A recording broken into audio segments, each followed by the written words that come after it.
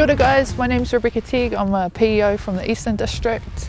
It's my pleasure to introduce you to the Physical Appraisal Test, or PAT. The PAT sets the physical standards for recruits that are intending to join the New Zealand Police. It's a mandatory part of the recruitment process and it happens in parallel with scope. It's administered in the same sequence on every occasion. So it has 4 components, which start with a 2.4k run, a vertical jump, push-ups, and then a grip strength test. The following video is going to take you through the 4 components of the PAT in more depth. We'll talk you through the techniques needed and how we score. Please go to newcops.co.nz for any more information. Let's go guys, you can do it.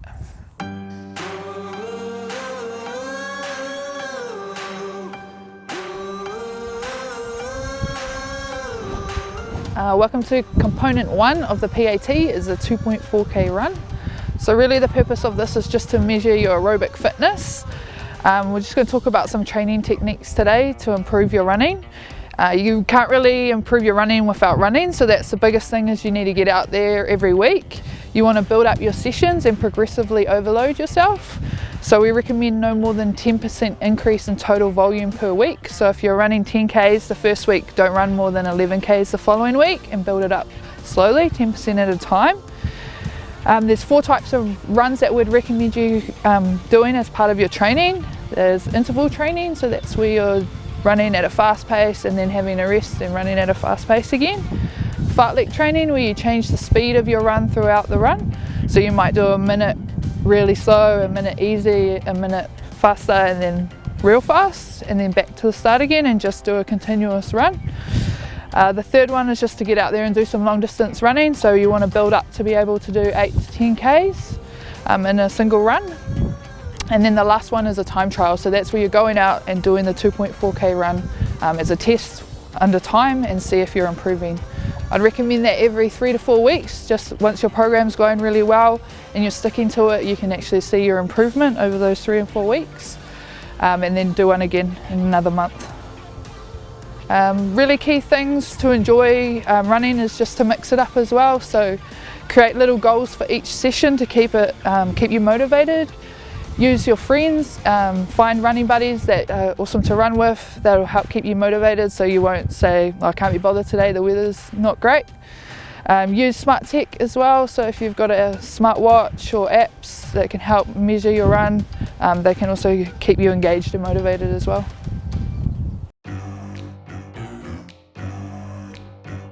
I'm going to introduce you to the second component of the PAT. It's called the vertical jump.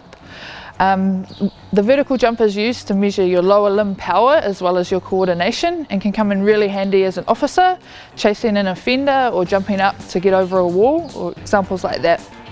To measure the vertical jump, we get you to first come up to the board and stand facing it, with arms nice and straight, locked out elbows, and just drop your shoulders back.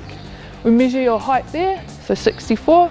Then we'll ask you to step side onto the board with enough room to swing your arms.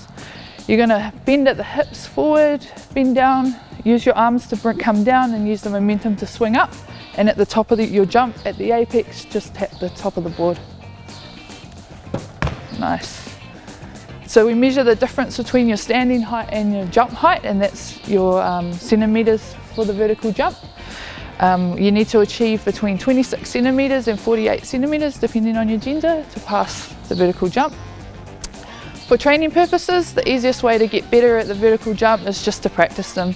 I would recommend about 5 sets of 5 reps on one occasion, and it's really good to practice these after you've done a run as well. So when you're training, doing a run session, then come back and do your vertical jump practice.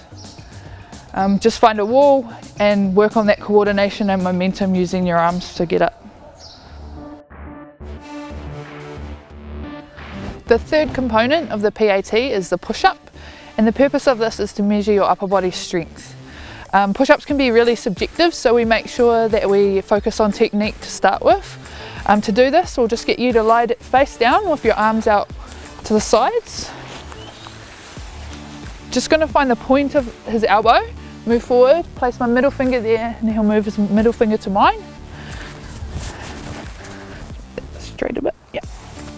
Same on the side. and that's the width we want to see the hands. With the push-up, we want the feet to be within shoulder width apart, we're comfortable. And then when you're going up, we want to see your range of motion right to the top. You need to extend out at the elbow. And when coming down, we want to see 90 degrees at the elbow joint. And that's the full range. And right to the top, perfect. You'll see there the body's really nice and straight from head down to toe. We don't want to see any movement or waving in the body as we go up and down. And the tempo for good push-ups is about 1 per second. So if you want to have a go, nice, back to the top, carry on.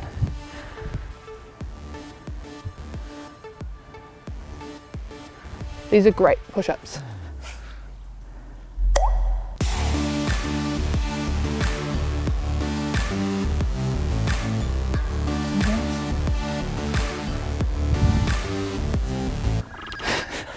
You can stop now. It's like waiting for that cut.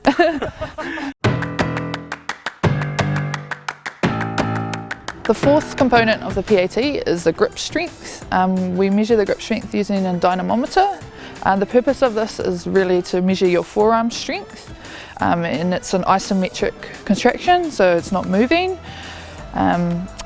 This may come in handy when you're a police officer and restraining an offender and cuffing an offender, that sort of situation. We'll give you a go at it today.